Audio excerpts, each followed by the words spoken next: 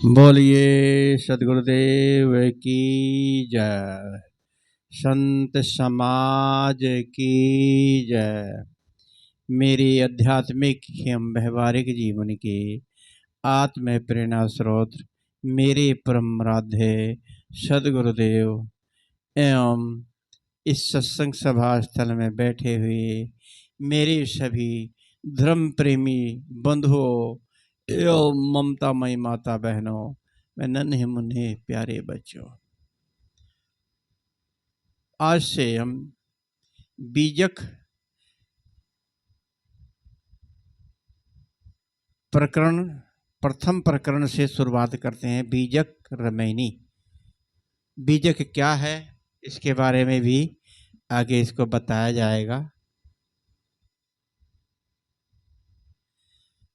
बीजक क्या है? बीजक एक ग्रंथ है। बीजक का हमें हमारा एक जैसे गीता हमारे हिंदू धर्म के लिए का एक ग्रंथ है, हर धर्म का एक ग्रंथ होता है, ऐसे हमारे कबीर पंथ में कबीर पंथियों का एक ग्रंथ है बीजक। बीजक क्या है आगे चल के इसके बारे में व्याख्या करेंगे। बीजक प्रथम रमैनी में सदगुरु कहते हैं, प्रथम रमैनी समझ लो पूरे बीजक का सार है। सदगुरु कहते हैं अंतर ज्योत शब्द एक नारी, हरि ब्रह्मा ताके त्रिपुरारी, ते तिरिये भगलिंग अनंता, तेउ न जाने आदिव अंता, बाखरी एक विधाते कीना, 14 ठहर पाठ सोलीना, हरि हरि ब्रह्मा महंतो नाऊ, तिने पुनि तीन बसावल गाऊं, तिने पुनि रचल खंड ब्रह्मंडा, 6 दर्शन 96 पाखंडा, पेट न काहू वेद पढ़ाया, सुनत कराय तुरक नहीं आया, नारी मोचित गर्भ प्रसूति, स्वांग धरे बहुते करतूती, तैया हम तुम एक ही लोहू, एक प्राण से व्यापई मोहू, एक जनी जना संसारा, कौन ज्ञान से भयो निनारा, भव बालक भग द्वारे आया, भग भोगी के पुरुष कहाया, अवगत की गति कहो न जानी, एक जीव कित कहो बखानी, जो मुख होई जीव 10 लाखा, तो कोई आवे ता कोई आवे महंतो भाखा, कहें कबीर पुकार के, ई ले ऊ व्यवहार, ई ले ऊ व्यवहार, राम नाम जाने बिना, भव बूढ़ मुआ संसार। सभी देहधारियों के भीतर एक ज्ञान ज्योति है जिनसे जीव चेतन या आत्मा कहते हैं।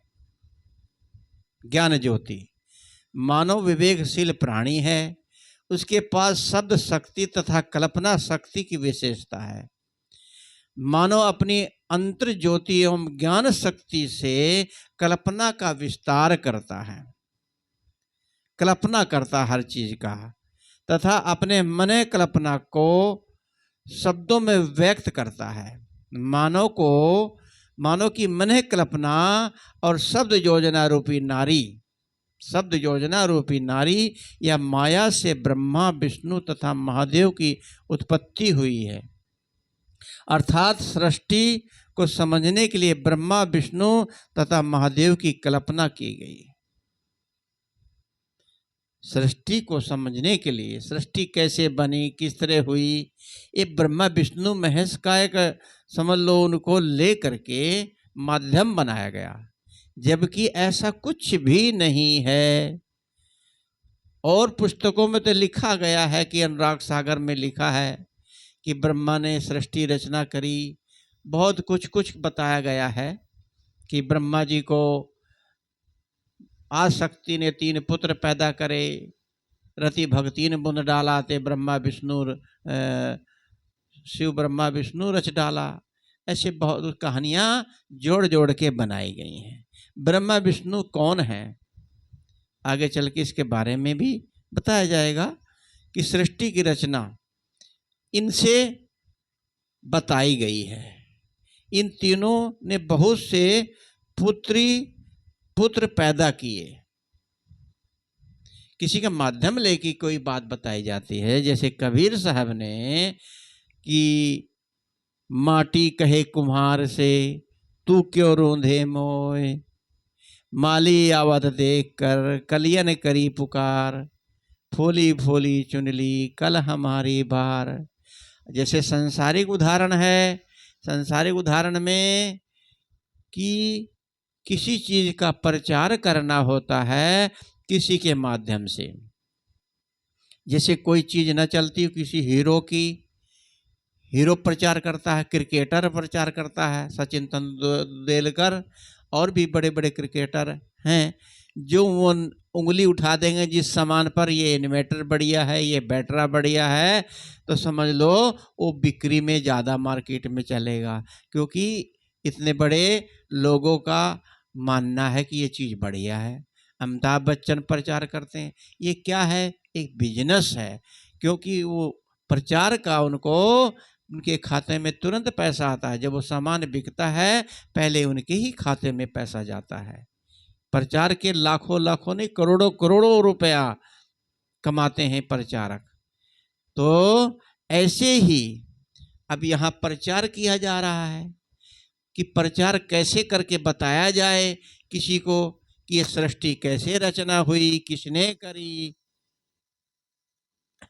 तो सृष्टि की रचना के बारे में,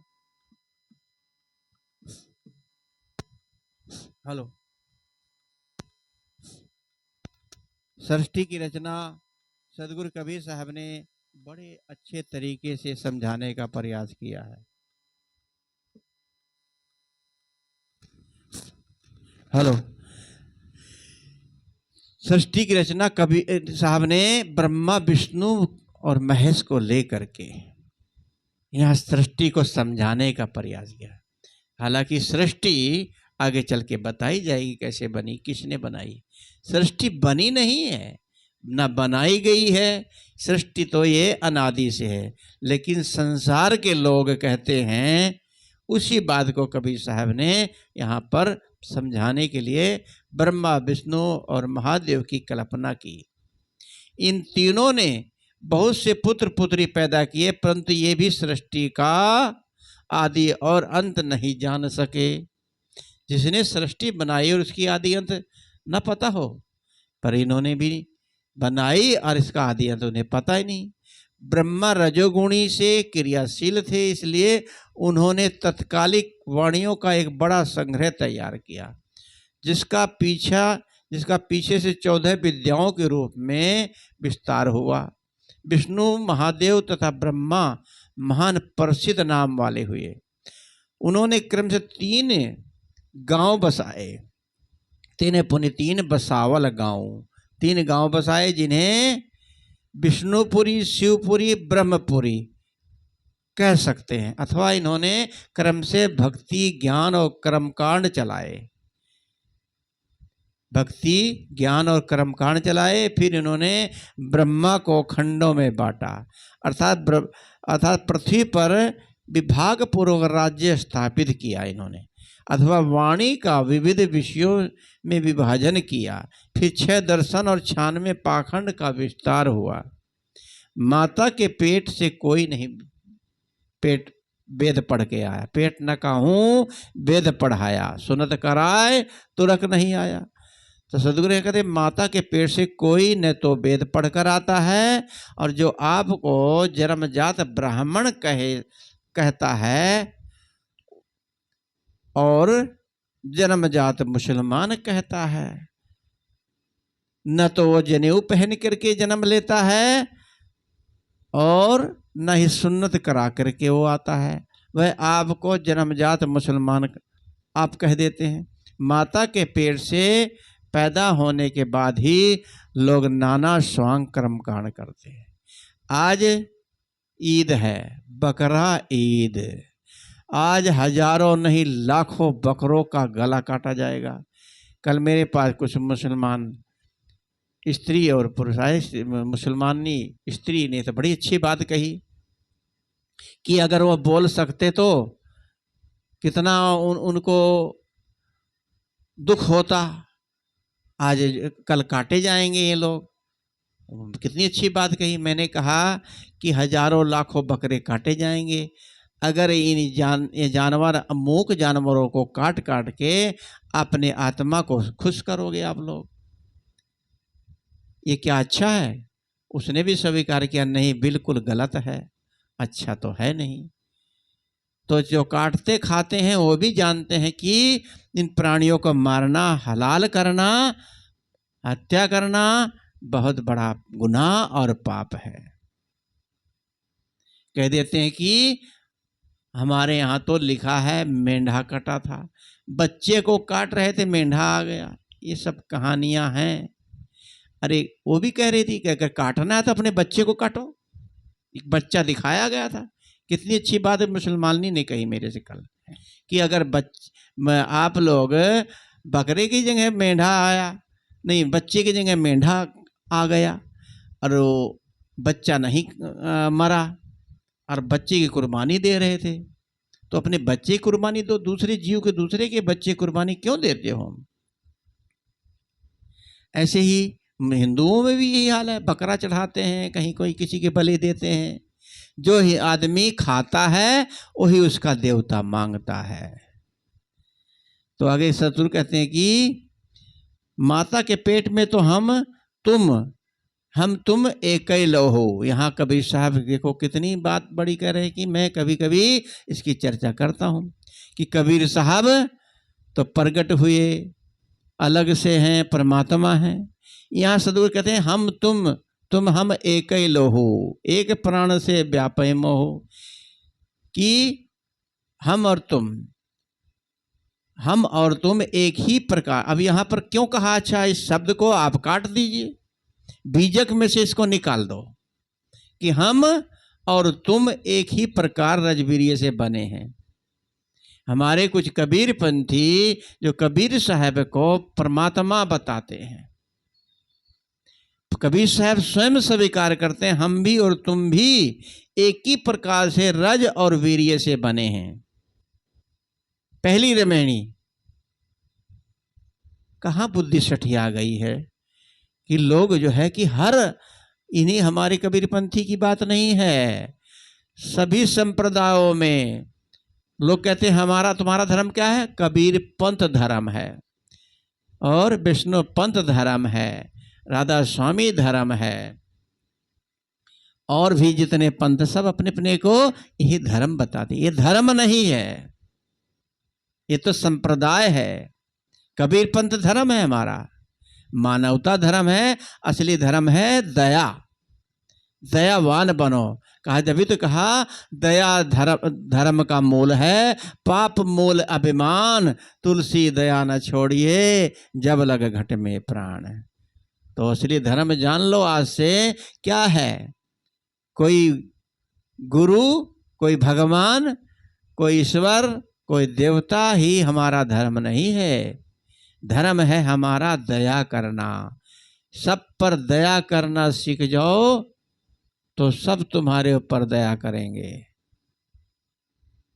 तो सद्गुरु यहाँ कहते हैं हम तुम हम एक प्रकार से रजवीर्य से बने हैं, एक ही प्रकार सब में प्राण व्याप्त हैं, तथा एक ही प्रकार से वहाँ मूल जो है पैदा होते हैं एक ही समान होते हैं, अंदर गर्भ में ऐसे एक समान पड़े रहते हैं।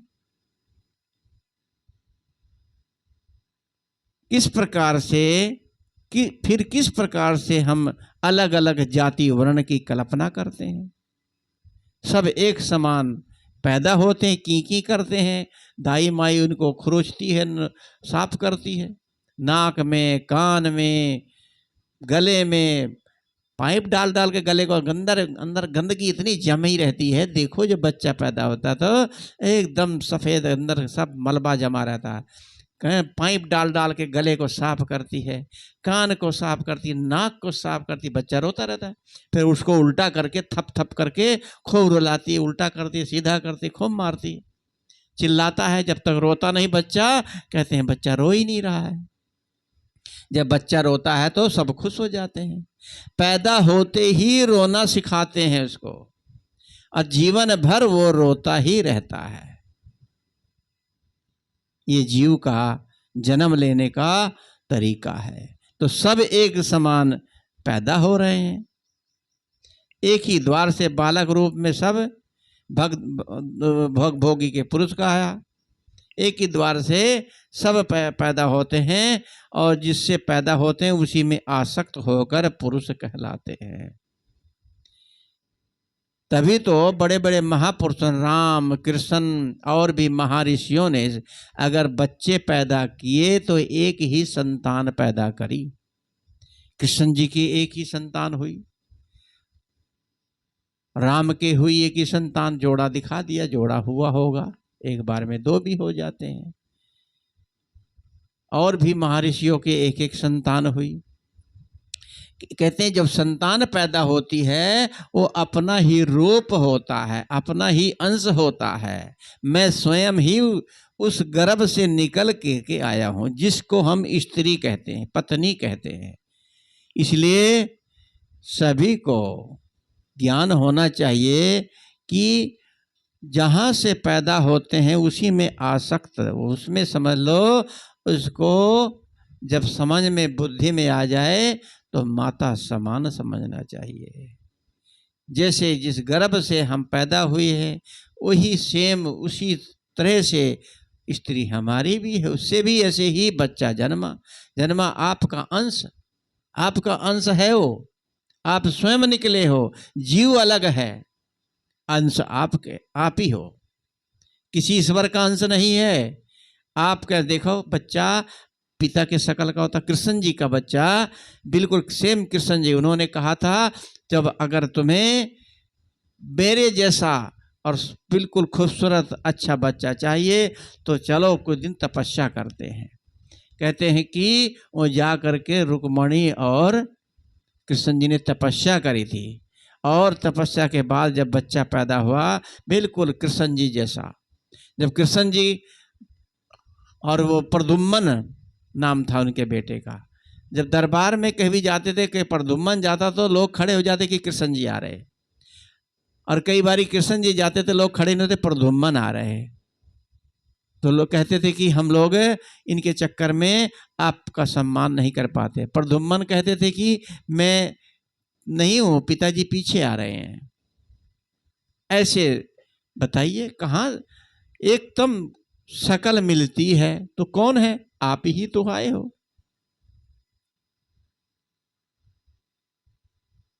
अज्ञात की दशा किसी को पता नहीं, कितना विवरण देकर कहूं। एक मनुष्य जीव ही श्रेष्ठ है, ये बस ये जीव श्रेष्ठ है। यदि किसी के मुख में 10 लाख जीव लगा दी जाए, 10 लाख, जो जीव हो 10 मुख लाखा तो कोई न आए महंतो भागा। 10 लाख जीव लगा दी जाए तो ऐसा महान पुरुष भले आकर अज्ञात की बातें कह सके। सदगुरु कबीर पुकार कर कहते हैं, कहें कबीर पुकार के ई ले ई ऊ व्यवहार, ई और ऊ, यहाँ का और वहाँ का। वहाँ कौन है, यहाँ से मरने के बाद जब आप जाओगे तो क्या लेके जाओगे, वो व्यवहार है कि लोक और परलोक दोनों की बात समझने की कितनी गहरी बात रामायणी के अंदर है कि ई वो व्यवहार, लोक परलोक के खानी वाणी और मोटी झीनी माया के व्यवहार को लेकर उसमें उलझ गए हो। राम ऐसा नाम किसका है, राम तत्व क्या है, इसे जाने बिना संसार के लोग भ्रांति सागर में, राम नाम जाने बिना भवूढ़ मुआ संसार। राम नाम का अर्थ नहीं जानते, राम नाम क्या है इसे जाने बिना भ्रांति के सागर में डूबे रहते हैं। ये हमने भावार्थ बताया इस रामायणी का। आगे सदगुरु यहाँ पर हमारे सदगुरु श्री अभिलाष साहब ने इतनी अच्छी बीजक की रचना व्याख्या के रूप में किया है कि दूसरी और बीजक जितने हैं उनको पढ़ने का मन नहीं होता, कि सदगुरु कबीर साहब ने इतनी अभिलाष साहब जी ने इतने अच्छे तरीके से व्याख्या करी है, बड़ा मन लगता है, एक एक शब्द को बिल्कुल ज्ञान से पिरोया है। सदगुरु कहते हैं कि व्याख्या के रूप में पहले ये समझ लेना चाहिए कि बीजक का अर्थ क्या है। सदगुरु कबीर ने रचना का नाम बीजक रखा, उन्होंने स्वयं इसका नामकरण किया। और बीजक अर्थ जानने के लिए बीजक से बाहर नहीं जाना है। सदगुरु ने इसका आगे भी इसका बारे में बताया है। सतविषी रमणी में साथ है, बीजक बित बतावे जो बित गुप्ता होए, ऐसे शब्द बतावे जीव को बोझे बिरला कोय। अर्थात बीजक उस धन को बताता है जो कहीं गुप्त रूप से गड़ा हो। इसी प्रकार बीजक शब्द जीव के वास्तविक स्वरूप को बताता है, इसे कोई बिरला ही समझ सकता है। बीजक कहाए साग धन, धन का कहे संदेश, आत्म धन जी ठौर है, वचन कबीर उपदेश। बीजक अपने में एक अलग इसके अंदर ज्ञान का भंडार भरा है। बीजक एक सांकेतिक, एक जैसे कि पहले जमाने में लोग जमीन में पैसा दबाते थे, बैंक नहीं होते थे, और वहाँ पर निशान लगा देते थे, किसी चीज़ के चिन्ह लगाते थे, तो उसे बीजक कहते थे। और उसके अंदर धन गड़ा रहता था, उसको बीजक कहा जाता था। ऐसे ही कबीर साहब ने भी ये अंदर के धन को बताने वाले को, अंदर का धन, इसका नाम बीजक रखा है। तो यहाँ पर जो है कि अर्थ ये समझना चाहे कि पूरा बीजक ग्रंथ गूढ़ प्रयोग से भरा है। पारिवारिक, सामाजिक, नैतिक, चारित्रिक, राष्ट्रीय एवं साधनात्मक विषय की सधारणा के लिए अत्यंत उपयोगी है। अत्यंत सरल शब्दों में वर्णित है। इन्हें बच्चे, बूढ़े, स्त्री, पुरुष, पढ़ा हुआ, अनपढ़ सब समझ सकते हैं। अब इसके आगे हम मूल रमैनी की व्याख्या का विचार करें।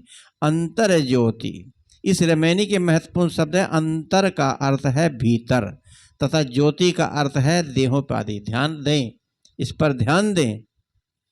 अंतर क्या है, ज्योति क्या है। भीतर तथा ज्योति का अर्थ है ज्ञान। ज्योति का अर्थ है ज्ञान। ये जीव ज्ञान रूपी तो है, ज्ञान स्वरूप है। देहोपाधि में अंतर या भीतर शब्द का प्रयोग हो सकता है। शारीरिक व्यवहारिक में अंतर और भीतर का प्रयोग किया जाता है। ऐसे सदगुरु ने अंतर का मतलब है भीतर, जो हमारे ज्योति है, ये चेतन जीव आत्मा है, यह व्यक्ति के लिए कहा जा सकता है। इसके भीतर सदगुरु ने अगली रमैनी में कहा जीव रूप। अगली रमैनी आगे कल कहा जाएगा, उसमें सदगुरु ने यहाँ पर थोड़ा सा बताया कि जीव रूप एक अंतरबासा, अंतर ज्योत कीन प्रकाशा, इच्छा रूपी नारी अवतरी, ताका नाम गात्री धर। ये सब दूसरी रमैनी में आगे चल के इसकी व्याख्या की जाएगी। तो यहाँ पर सदगुरु यहाँ इशारा देते, जीव रूप एक अंतरबासा, अंतर ज्योत कीन प्रकाशा। यहाँ भी अंतर ज्योति व्यक्ति वाचक है, व्यक्ति के लिए ही ये इशारा दिया गया। तात्पर्य है मनुष्य के भीतर ज्ञान ज्योति है। यह ज्ञान ज्योति जीव का गुण है। वैसे सभी जीव ज्ञान स्वरूप हैं, परंतु खानियों के अनुसार उसमें ब्रह्मा ज्ञान का संकोच एवं विस्तार होता है। सभी खानियों में केवल मनुष्य एक ऐसी खानी है जहाँ शब्द शक्ति तथा कल्पना शक्ति विकसित है। शब्द एक नारी है। शब्द का यहाँ पर उदाहरण दिया गया। शब्द एक नारी का नाम रखा गया। शब्द और शब्द में, शब्द और नारी ये दोनों महत्वपूर्ण शब्द हैं। अर्थात शब्द अर्थात शब्द शक्ति, वाक शक्ति, नारी अर्थात कल्पना शक्ति। यहाँ नारी शब्द माया का प्रतीक है। नारी शब्द को माया से लिया गया है, और माया मन की इच्छा एवं कल्पना ही है। ना तो नारी की बात है, यहाँ मन की कल्पना ही माया है। तो नारी को लेकर के यहाँ माया का उदाहरण दे रहे हैं। यहाँ कोई नारी नहीं है। नारी कोई है नहीं है, लेकिन अगर संसारिक रूप देखें सब नारी हैं। सब दुनिया में जितने मनुष्य हैं, स्त्री पुरुष सब नारी हैं। मतलब नारमण करने वाला वो नारी है। जो इस संसार की माया में ना रमे वो नारी है। नारी एक स्त्रीलिंग बना दिया गया और पुरुष एक पुरुष लिंग है। इनमें थोड़ा अंतर दिया गया है, लेकिन यहाँ पर सतगुरु इच्छा रूपी नारी अवतारी अगली रामायणी में कहा है। और नारी एक आगे भी रामायणियों में आगे चल के बहुत कुछ इतना बढ़िया आनंद आएगा कि क्या कहना। 22वें रामायणी में भी इन्होंने सतगुरु ने कहा बीजक में आगे, नारी एक संसार है आई, कहकर यही भाव व्यक्त किया है। इसलिए मनुष्य की कल्पना या मोह ये सब आगे माया महा ठगनी, हम जानी माया ठगनी कौन है। ये माया हमारे अंदर इच्छा रूपी नारी ही माया है। मनुष्य को पशु से अलग करने वाली दो ही प्रमुख शक्तियां हैं, कल्पना शक्ति और सब शक्ति। ज्ञान शक्ति जो है संपन्न मानव जीवन के लिए अपने मन की कल्पना के शब्दों की योजना नाना विचार प्रकट करते हैं।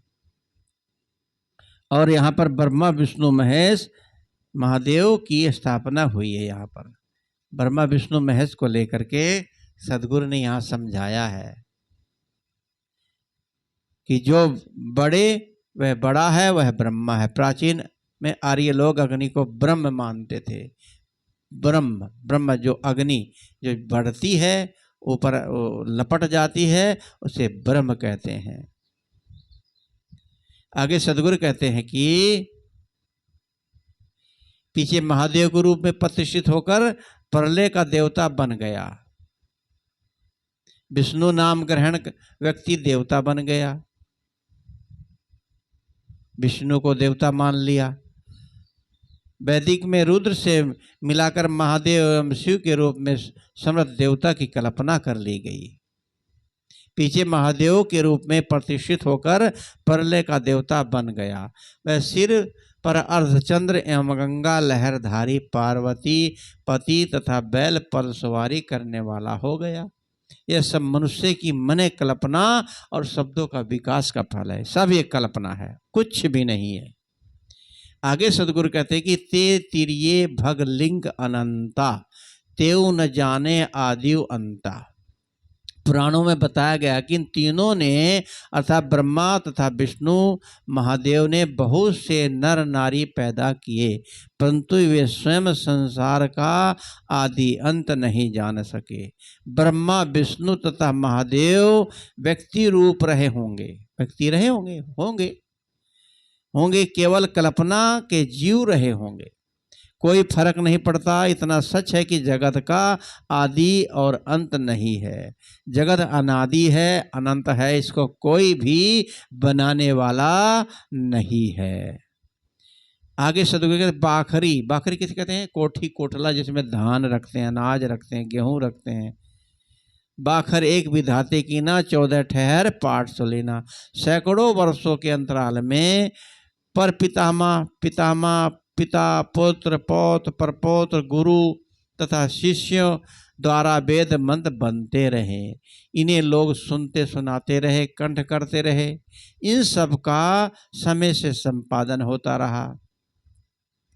इस संपादन का श्रेय ब्रह्मा को दिया गया। ब्रह्मा ज्ञान का भंडार बता के ब्रह्मा जी ने वेदों की रचना करी, वेदों के मंत्र की बखारी बनाई, कोठरी बनाई, सब उसमें बखारी में भर दिया। उन्होंने ये 4 वेद के रूप में संग्रह किया। फिर तो उस वाणी ने 14 ठहर पाठ सुलीना, अपना विस्तार 14 विद्याओं में किया। वेदों के से 14 विद्या क्या है? 14 विद्याएं धर्मशास्त्र में 6 वेदांग और व्याकरण निरुक्त छंद, ब्रह्मज्ञान रसायन काव्य वेद ज्योतिष, ये 14 विद्याएं हैं। धनुर्विद्या, जलतरण, संगीत, वैदक, स्मरण, कोकशास्त्र, प्रवीणता, नाटक, चाटक तथा चातुरी, ऐसे कुल मिला करके लगभग 14 विद्या है। हरि हर ब्रह्मा महंतो नाउ, तिने पुनि तीन बसावल गाऊं। हरि पुराणों में कहा गया ब्रह्मा विष्णु तथा महादेव ये महान नामधारी हुए। इन्होंने 3 गांव बसाए, ब्रह्मापुरी, विष्णुपुरी, शिवपुरी। यह भी कहा जाता है कि इन्होंने स्वर्ग, पाताल तथा पृथ्वी को आबाद किया। इनके द्वारा धर्म के प्रसिद्ध 3 कांडों को चलाए जाने की भी बात कही गई है। जैसे ब्रह्मा ने कर्म कांड, विष्णु ने भक्ति कांड तथा महादेव ने ज्ञान कांड चलाया। आगे तीने पुनि तीन रचल खंड ब्रह्मंडा, 6 दर्शन छाने पाखंडा।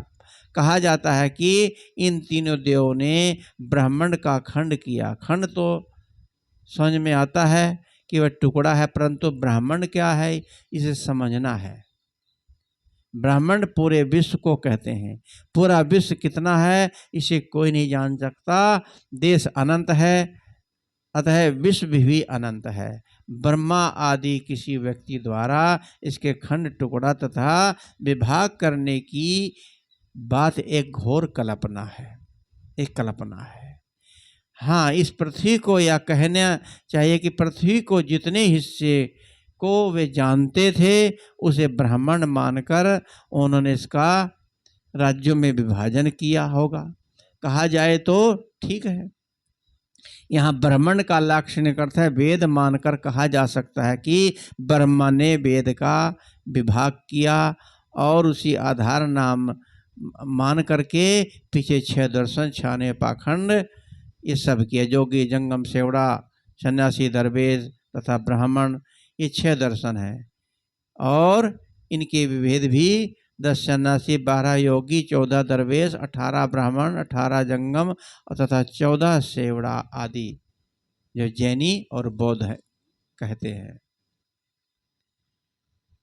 इस प्रकार प्रथम रामायण की 5 पंक्तियों में सदगुरु ने हिंदू परंपरा द्वारा मानव के देव वेदों द्वारा कर्मकांडों का विस्तार का संक्षिप्त परिचय दिया। आगे वे मानव की एकता महासूत्र में आगे कह रहे हैं, पेट न कहूँ वेद पढ़ाया, सुनत कराए तुरक नहीं आया, नारी मोचित गर्भ प्रसूति, स्वांग धरे बहुते करतूती, तैया हम तुम एक लोहू, एक प्राण से व्यापई मोहू, एक जनी जना संसारा, कौन ज्ञान से भयो निनारा, भव बालक भग द्वारे आया, भव भोगी के पुरुष कहाया।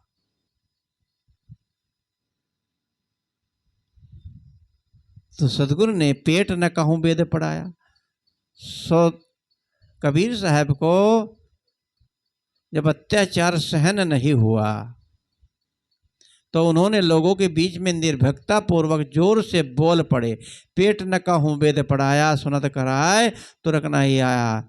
ये तुरक भी तो अपने को राहे खुदा तथा दूसरों को काफिर समझते हैं, क्योंकि इन्होंने सुन्नत करवा रखी है इसलिए मुसलमान हो गए।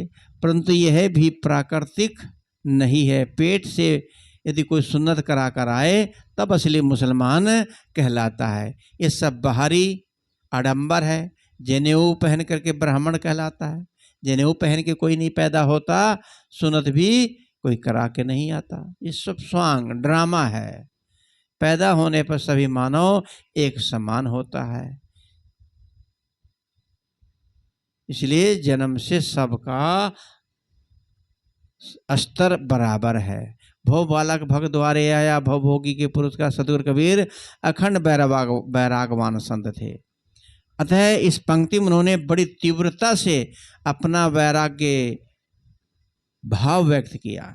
वे कहते हैं कि मनुष्य जिससे पैदा होता है उसी का उपभोग करके पुरुष होने का की डींग मारता है। कबीर साहब के वैरागी ख्याल से सच्चा पुरुष वह है जो नारी मात्र को माता मानकर जीवन पर्यंत विरक्त रहता है। बहुत बड़ी बात है। इसका पालन जहाँ तक बन सके करना चाहिए। अवगत की गति कहूँ न जानी, एक जीव कित कहूँ बखानी। जो मुख होय जीव 10 लाखा, तो कोई आवे महंतो भागा। ऐसा महान होगा जिनके मुख में लाखों जीव हो। एक व्यंग कह अज्ञात की बात, लाखों जीव वाला कोई हो सकता है। ये व्यंग रूप में कहा। पहले लाखों मुख एवं जीव वाले की कल्पना करते हैं, फिर आकाश पताल वालों उसी में उसकी कल्पना करते हैं। धार्मिक संप्रदाय वाले पहले किसी आत्मीय ऐसे व्यक्ति की कल्पना करते हैं, तत्पश्चात उसकी कल्पना स्वार्थ सिद्ध होती है।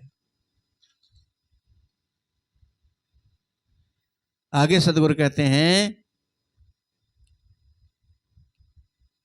कि जगन्यंता प्रभु का नाम सुनते हैं, मनुष्य गाय बनकर अपने सिर झुका देते हैं, क्योंकि उनकी आत्म शक्ति कुचल दी गई है।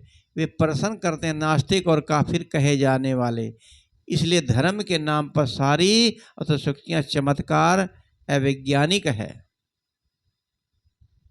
धर्म के स्थिति में प्रसन्न कर सकते हैं, क्योंकि धर्म की सारी बातों को हजार और लाख मुख वाले ने कहा है।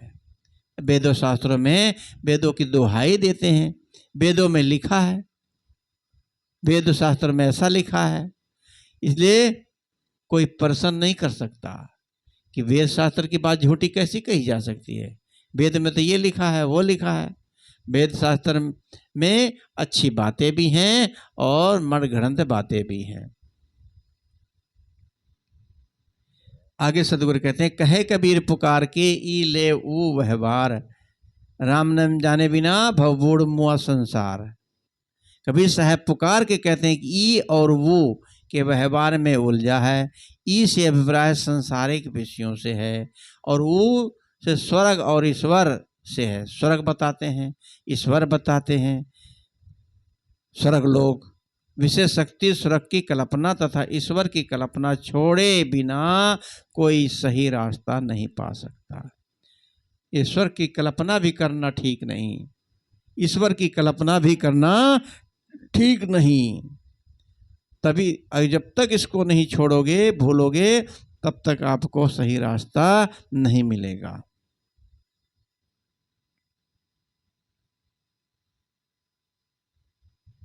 तो आगे सदगुरु कहते हैं कि राम नाम जाने बिना भवबूढ़ मुआ संसार, अर्थात ऐसा राम ऐसा नाम है जिसका नाम किसे कहते हैं कि इस तत्व को समझे बिना लोग संसार सागर में डूब गए हैं। कबीर साहब के समय से सैकड़ों वर्ष के पूर्व से ही राम शब्द का प्रचलन होता रहा। आगे अध्यादेश दशरथ सुत राजा राम परम तत्व तथा आत्म अस्तित्व प्रचलित हो गया। राम शब्द को लेकर ये सारे भाव मिश्रित रूप से चलते थे। राम शब्द से व्यक्त वह कौन सा तत्व है जो जीव का परम प्राप्त तत्व है। लोग राम राम तो कह रहे हैं, परंतु राम तत्व का अर्थ नहीं जानते। इसे जानने का प्रयत्न करना चाहिए। सदगुरु कबीर साहब ने 36वीं रमैनी में भी साखी में कहा, राम नाम निज जान के छोड़ दो वस्तु खोट। अर्थात राम ऐसा नाम अपना ही समझकर खोटी वस्तु छोड़ दो। निश्चेतन स्वरूप से जो कुछ पृथक है सब खोटी वस्तु है। यदि व्यक्ति कोई अपनी आत्मा से अलग कोई है तो वह राम अपनी आत्मा है। राम बाकी बाहर की जो राम है सब कल्पना है। हम राम ब्रह्मा परमात्मा अल्लाह गॉड ये सब ढंग से हम अनेक शब्दों से इनको गढ़ लेते हैं। अपनी चेतना आत्मा से अलग कुछ भी नहीं है। जो हमारा परम विश्राम निधान है, हमारी आत्मा अपना चेतन स्वरूप ही है। वह तू ही है। आत्मा ब्रह्मा है, वह ब्रह्म ज्ञान ही ब्रह्मा है। गीता में श्री ब्रह्मराज कृष्ण जी ने से कहलाया गया है, इस देह में निवास करने वाला प्राकृतिक से परे जो चेतन पुरुष है वही दृष्टा अनुमंता प्रेरक भरता भोक्ता महान ईश्वर परमात्मा है। गोस्वामी जी भी आगे कहते हैं, कहते हैं कि कहा जाता है कि सब घट में राम है, फिर इसलिए बाहर क्यों खोजते हो। सब घट में रसाइयाँ, सोनी सेज न कोई, यह सब कल्पना शक्ति है। वे कहते हैं कि मैं वही हूँ, वह अखंडवर्ती ही विज्ञान दीप की परम प्रचंड शिखा है। जीव और ईश्वर में कितना अंतर है। जीव कहो जो बंधन दशा में जीव है और मोक्ष दशा में शिव है। सार यह है कि मनुष्यों की आत्मा के अलावा राम कुछ नहीं है। निज आत्म स्वरूप ही राम है। हमारा चिर विश्राम अतल निज चेतन स्वरूप ही राम है। खुदा है, ईश्वर है, ब्रह्मा है, इसके अलावा खोजना सब भ्रम है। इस प्रकार से रामायणी के इस ग्रंथ के पहले छंद में सदगुरु ने ये सब बताने का प्रयास किया कि जीव क्या है, ज्योति क्या है। ज्योति कहकर मनुष्य की अंत चेतना को प्रथम एवं मुख्य स्थान दिया गया है। आगे चल करके अगली रामायणी में अगला भाव व्यक्त किया जाएगा। तो लोक परलोक के माया जाल में हम लोग उलझे हैं, वस्तु निस्वरूप ही राम है। इसी तरह इस प्रथम रामायणी का ग्रंथ का सार ये बताया गया। अपनी अंतर आत्मा, आपकी चेतन स्वरूप, आपकी ज्योति जो आत्मा ही आपका स्वरूप है। इन्हीं शब्दों के साथ मैं अपनी वाणी विराम देता हूँ। बोलिए सदगुरुदेव की जय। वंदन है जी गुरुदेव आपको। है काल जाल का फंदा भारी, काल जाल